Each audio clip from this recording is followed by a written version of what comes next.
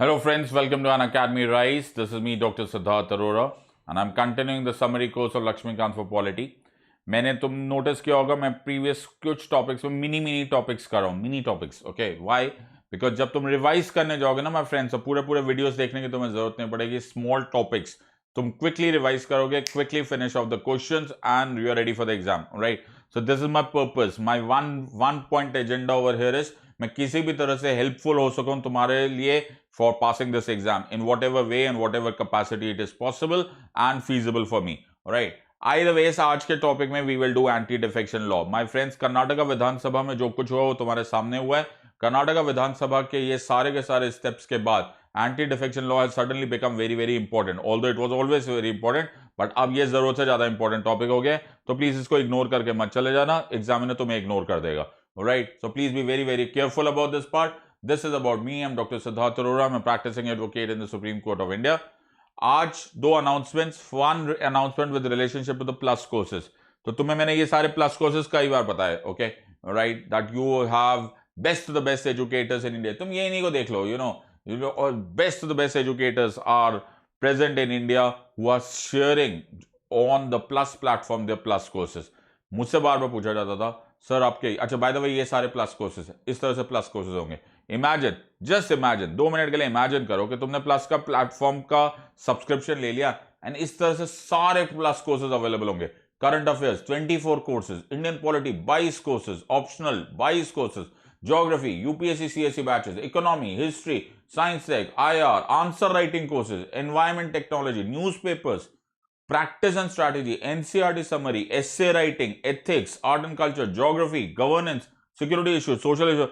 भाई तुम्हें इतना कुछ आ गया ना, तो कहीं ऐसा ना हो कि रैंक नंबर 1 के ऊपर चले जाओ. ऑलराइट, द आइडिया इज यार such a beautiful platform is available to you.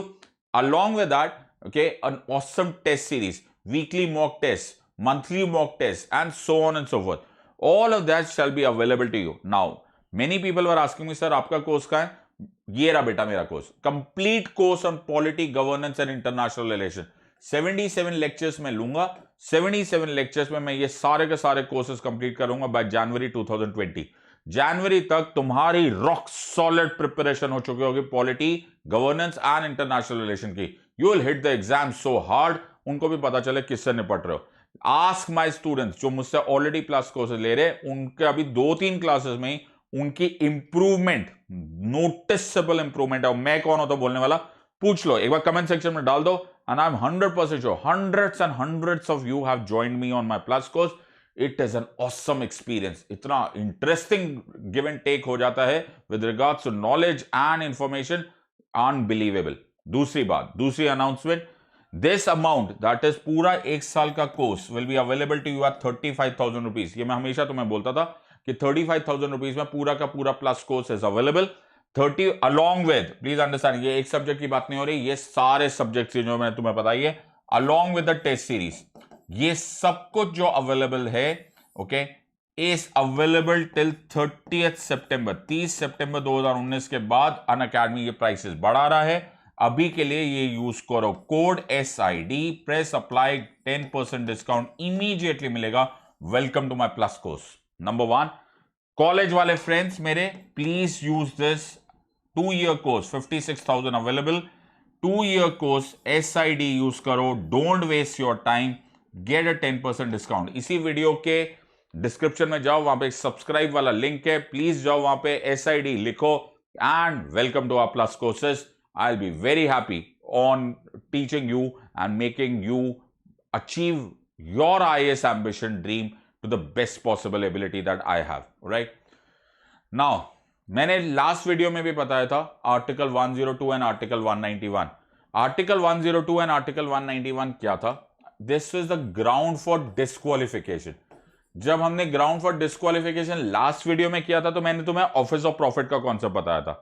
लेकिन इसी आर्टिकल 102 एंड आर्टिकल 191 में, पहले समझ लो, article 102 is ground for disqualification for members of parliament and article 191 is ground for disqualification for MLAs or rather state legislature. MLA सोचो, state legislature पढ़ो, okay? Now ये दोनों में ही था, लेकिन फिर हमको इसकी नौबत क्यों आई? In the 52nd Constitutional Amendment Act 1985, हमें एक नया कॉन्स्टिट्यूशनल अमेंडमेंट करके एक नया शेड्यूल डालना पड़ा, and that schedule was the 10th schedule. Sir ये 10th शेड्यूल डालने की जरूरत क्या पड़ी? बेटा 10th शेड्यूल पहले मैं बता देता हूं ये है क्या। 10th schedule deals with anti defection. It deals with anti defection.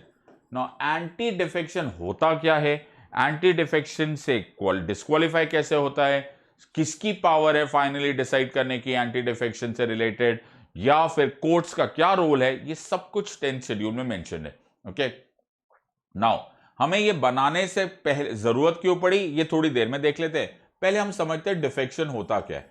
Broadly speaking defection है तुम अपनी पॉलिटिकल पार्टी छोड़ के किसी और की पॉलिटिकल पार्टी ज्वाइन कर लो। Okay, this is defection, but ये सिर्फ ब्रॉडली है। Okay, many other possibilities. तुम काउंटर वोटिंग करो, तुम्हें पॉलिटिकल पार्टी ने बोला, तुम्हारी पॉलिटिकल पार्टी ने बोला इसके फेवर में वोट करो, तुम ठीक उसके खिलाफत में वोट करते हो, या तुम्हें बोला जाता है तुम आके वोट करो और तुम जाकर वहां पे बोलते आज तो मैं नहीं जा रहा हाउस में, इन अदर वर्ड्स तुम एब्सटेन करते हो। That can also be understood as defection. तुम ऐसा कुछ भी करते हो जिससे कि the authority and the integrity of the political party disturb हो जाती है, उसको भी डिफेक्शन बोला जा सकता है। फिर हमने एक और चीज नोटिस की, जो इंडिपेंडेंट मेंबर्स है, ओके, जो इंडिपेंडेंट मेंबर्स है वो आए तो निर्दलीय है और आते उन्होंने पॉलिटिकल पार्टी ज्वाइन कर ली, this can be also understood as defection. जो नॉमिनेटेड मेंबर्स है उनके लिए टाइम लिमिट दिया हुआ है 6 months to join a political party, otherwise it will be considered as defection. Now the point here is, sir defection हो गया, now एक इसमें चेंज हो गया, 10th शेड्यूल हो गया। यू नो इंडिया का ये बड़ा पुराना रूल है, यू नो बड़े शार्प होते हैं Indians, right. Now the point was, पहले हमने लॉ बनाया, बड़ा पावरफुल बना कि हमने यार एक एंटी डिफेक्शन है, अब जो भी करेगा anti defection, defection as defined under 10th schedule, उनको हम डिस्क्वालीफाई कर देंगे under article 102 sub clause 2 and article 191 sub clause 2। तो हम आर्टिकल 102 सब क्लॉज 2 और आर्टिकल 191 सब क्लॉज 2 में एक एक्स्ट्रा ग्राउंड फॉर डिस्क्वालिफिकेशन लाए। क्या है sir ground for disqualification? Ground for disqualification is कि अगर you are found guilty under anti defection law, anti defection law नहीं word use over 10th schedule है, बस 10th शेड्यूल क्या होता है, एंटी डिफेक्शन होता है। यहां तक बच्चे क्लियर? तो सर ठीक है, अब मैंने बोला हम इंडियंस बड़े शार्प होते हैं, तो हमने क्या सोचा, यार अगर मैं अकेला छोड़ के जाता हूं ना पॉलिटिकल पार्टी, तो तुम मुझे 10th शेड्यूल में डिस्क्वालीफाइड मानते हो, तो ऐसे करते हम ना 1/3 एक साथ निकल जाते। तो ओरिजिनली क्या माना गया था, ओरिजिनली 10th शेड्यूल में था क्या कि 1/3 अगर एक साथ छोड़ेंगे तो 1/3 ऑफ द पॉलिटिकल पार्टी, तो उसको डिफेक्शन नहीं माना जाएगा। ओहो भाई यही स्टार्ट हो गया, होलसेल डिफेक्शन स्टार्ट हो गया। तो हमने 91st कॉन्स्टिट्यूशनल अमेंडमेंट एक्ट 2003 निकालकर इसको भी ठीक किया कि भाई ये भी नहीं चलेगा, ऐसा नहीं करना है। अब तुम मर्जर ऑफ पार्टीज कर सकते हो, 2/3 ऑफ द मेंबर्स की सहमति से you can do merger of parties, you can not do even wholesale defection. तो तुम नोटिस करो कि ये जब चीजें होती है ये पॉलिटिक्स से ज्यादा रिलेटेड हो जाती है, राइट। तो ये बड़ी डायनामिक टॉपिक्स हो जाते हैं, क्योंकि हर टाइम तुम लॉ बनाते हो और लॉ से बाईपास या लॉ को तोड़ने के लिए बहुत सारे नए स्कीम्स शुरू हो जाते हैं। नाउ ये हो गया 10th शेड्यूल। तो हमारे पास डिस्क्वालिफिकेशन, अब ध्यान से सुनो। सो हमने नया आर्टिकल 102 सब क्लॉज 2 डाला, उसमें लिखा a person shall be disqualified for being a member of either house of the parliament if he is so disqualified under the 10th schedule. ये है आर्टिकल 102 सब क्लॉज 2। और कौन सा हाउस की बात हो रही है? पार्लियामेंट की। कौन सा हाउस की बात हो रही है? Lok Sabha as well as Rajya Sabha की। So very good. अब मैंने ग्राउंड फॉर डिस्क्वालिफिकेशन, सर मैंने किया है या नहीं किया है, कौन फाइनली डिसाइड करेगा? सर बड़ा क्लियरली मेंशन्ड है, section 6 of the 10th schedule बड़ा क्लियरली मेंशन बोलता है, decisions on the questions as to the grounds of defection if any question arises, if any question arises as to whether a member of a house has become subject to disqualification under the schedule, under which schedule? 10th schedule. तो the decision of the chairman या the decision of the speaker, depending on कि वो लोकसभा में कि राज्यसभा में, shall be final. In other words, भाई कोई tension नहीं लेनी, तुम कंप्लेंट कर दो स्पीकर साहब को अगर लोकसभा की बात है, और चेयरमैन को कंप्लेंट कर दो अगर राज्यसभा की बात है। Finally, their decision will be final completely. This picture is 100% clear.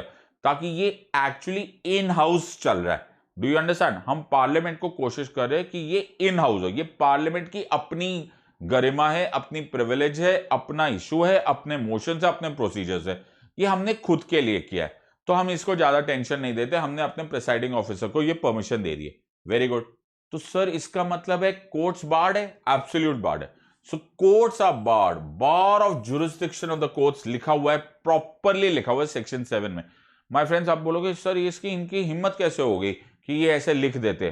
बेटा ऐसा लिख सकते हैं, प्लीज अंडरस्टैंड। इंडिया में पार्लियामेंट कुछ हद तक सॉवरेन है एंड जुडिशरी भी कुछ हद तक सॉवरेन है। कुछ रूल्स हम अपने लिए बना रहे। सो जैसे सुप्रीम कोर्ट को पावर्स है to make rules for their own practice, वैसे पार्लियामेंट को कुछ पावर्स है to make rules for their own functioning. Parliament ने अपने लिए ये बनाया है, ओके, कि पार्लियामेंट में स्टेबिलिटी ऑफ द गवर्नमेंट हो, पॉलिटिकल जो कंसेंसस बने वो यूनिफॉर्म बने, इसीलिए एंटी डिफेक्शन लॉ बनाना पड़ा। ओके, एंटी डिफेक्शन लॉ मेरी हेडेक है, मैं पार्लियामेंट हूं, मेरी हेडेक है, ये तुम्हारी हेडेक नहीं है। तो कोशिश करते हैं हम कि कोर्ट्स, तो हमने स्पेसिफिकली लिखा कि हम कोशिश करते हैं कि हम ये इन हाउस, पार्लियामेंट खुद इसको डील करेगा कि ये डिस्क्वालीफाई होना चाहिए, नहीं होना चाहिए, ग्राउंड फॉर डिस्क्वालिफिकेशन है या नहीं है, and so on and so forth. So there is a bar of the jurisdiction. अब इसमें स्पेसिफिकली लिखा है no court shall have any jurisdiction in respect of any matter connected with the disqualification of a member of the house of this schedule। बाप रे बाप, ऐसा लिखते time मेरे को तो बोलते टाइम टेंशन हो रही है। ओके, इनको लिखते टाइम टेंशन नहीं हुई। सर क्यों आपको इतनी टेंशन हो रही है? मुझे इसलिए टेंशन हो रही है बेटा क्योंकि जुडिशियल रिव्यू तो बेसिक स्ट्रक्चर डॉक्ट्राइन है। ओके, तुम ऐसे ऐसे बातें लिख कैसे सकते हो? सर लिख सकते हैं ना, तो ऐसा उनको लग रहा है उनका अपना मैटर है बेटा, लेकिन प्रॉब्लम है ना, जुडिशियल रिव्यू भी तो बेसिक स्ट्रक्चर डॉक्ट्राइन है, तुम इसको लेकर कैसे जा सकते हो? तो हम लोगों ने इसको चैलेंज कर दिया in the supreme court, and the supreme court said in the Kihoto Hollohan case, supreme court ने बोला ऐसा थोड़ा है कि तुम जुडिशियल रिव्यू लेकर जा रहे हो, वरना हम इसको अनकॉन्स्टिट्यूशनल थोड़ा डिक्लेयर कर सकते हैं। तो हमने बोला सर लिखा हुआ है no court shall have any kind of effect on this. तो सुप्रीम कोर्ट सेड सिद्धार्थ तुमको ना समझ में नहीं आता, okay, understand what I am saying. बोला जा रहा है the no court shall interfere does not mean कि वी कैन नॉट रिव्यू, हम रिव्यू करेंगे लेकिन पहले स्पीकर या चेयरमैन को डिसाइड कर लेने दो। ओके, हम उनको इंटरफेयर नहीं करेंगे, यहां पे रिव्यू की बात नहीं हो रही। मैंने कहा ओके ओके, मुझे थोड़ी देर बाद समझ में आया। Okay, what does that mean कि स्पीकर और चेयरमैन पहले डिसाइड कर लेंगे, उसके बाद अगर कोई आर्बिट्ररी या कोई इलीगल एक्शन होगा तो कोर्ट्स खुले। तो I hope you are understanding, इसीलिए मैंने 10th शेड्यूल को अनकॉन्स्टिट्यूशनल डिक्लेयर नहीं होने दिया। Are you understanding? Do you realize the intelligence of the supreme court? Okay, तो हम जुडिशियल रिव्यू को भी मेंटेन करेंगे, बेसिक स्ट्रक्चर को आप टच नहीं कर सकते, चाहे वो 10th शेड्यूल बनाओ चाहे कौन सा मर्जी शेड्यूल बनाओ, it wouldn't function on this part. The point here is the 10th schedule will not be touched before the presiding officer decides this. So sir ये हमने किया क्यों है, इतना सब मेहनत कर क्यों रहे? बेटा एक ना 1967 में एक कॉन्सेप्ट आ गया था, उसको आया राम गया राम कॉन्सेप्ट बोलते हैं। लोगों को लगता है मजाक है, ये मजाक नहीं है, सच में एक लेजिस्लेटर साहब थे, ओके, और उन्होंने एक ही दिन में 3 बार पॉलिटिकल पार्टीज चेंज कर दी थी। Now what is the problem here? The problem here is कि हमको डॉक्टर अंबेडकर को फॉलो करना है। डॉक्टर अंबेडकर बोलते थे कि अगर कोई चीज गवर्नमेंट की स्टेबिलिटी को अफेक्ट करते हैं तो उसको अच्छा नहीं माना जा सकता, बिकॉज वो very important need of the government is that stable होनी चाहिए। अब तुम्हारे पास हॉर्स ट्रेडिंग चल रही है, तुम एक दिन एक पॉलिटिकल पार्टी के, एक दिन दूसरे पॉलिटिकल पार्टी के, काहे की स्टेबिलिटी रहेगी, राइट? तुम बोल तो देते हो ये सब बातें, लेकिन फिर मैं तो एडवोकेट हूं, तो मैं तो दूसरी साइड से भी सोचता हूं। मैं सोचता हूं यार ठीक है बेटा, तुमने ना डिफेक्शन करने से मुझे मना कर दिया, ठीक है, क्यों बना दिया? तुमने 10th शेड्यूल बना दिया, तो तुमने बोला सर इसीलिए मेंटेन किया क्योंकि हमें स्टेबिलिटी ऑफ द गवर्नमेंट थी। तो मैंने सोचा वो तो ठीक है सर कि स्टेबिलिटी ऑफ गवर्नमेंट है, मुझे पॉलिटिकल पार्टी ज्वाइन करते ही अच्छी नहीं लग रही है पॉलिटिकल पार्टी। मैं आ तो गया उसकी पॉलिटिकल पार्टी में, सीट लेकर आ गया, मैंने उसी पॉलिटिकल पार्टी का एम्बलम के नीचे इलेक्शन लड़ लिया, लेकिन अब मुझे पसंद नहीं आ रहा, तो कुछ जोर जबरदस्ती हो गई, मेरी freedom of speech and expression कहां चले गई?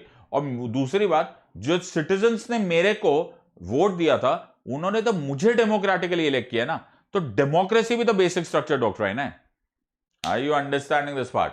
यस और नो? तो ये तो क्लैश हो रहा है। एक जगह पे तुम बोल रहे हो कि stability of the government maintain करने के लिए मुझे 10th शेड्यूल चाहिए, दूसरी साइड से मैं भी तो ये बोल रहा हूँ सर मेरी डेमोक्रेटिक राइट्स का क्या हुआ, ओके, या मेरे जो सिटीजन से मुझे वोट किया है उनके डेमोक्रेटिक राइट्स का क्या हुआ, उनको तो कोई ना पूछ रहा कुछ भी। तो मैंने कहा हाँ ये बात भी सही बोले बेटा तू, ओके, दोनों ही बातें। सो इन अ वे अब ये वक्त आ गया है जब we balance both of them. This is one of the criticism, okay.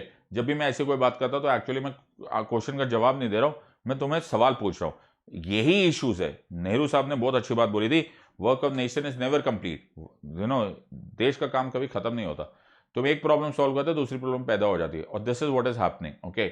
On the one side anti defection law बड़ा जरूरी है, ओके, 10th शेड्यूल बड़ा जरूरी है, वरना ये आयाराम गयाराम कॉन्सेप्ट हो जाएगा, बड़ा मुश्किल हो जाता है। दूसरी साइड मुझे ये भी सोचना चाहिए कि इंडिविजुअल डेमोक्रेटिक राइट्स का भी महत्व है, और freedom of speech and expression का भी अपना यूज है।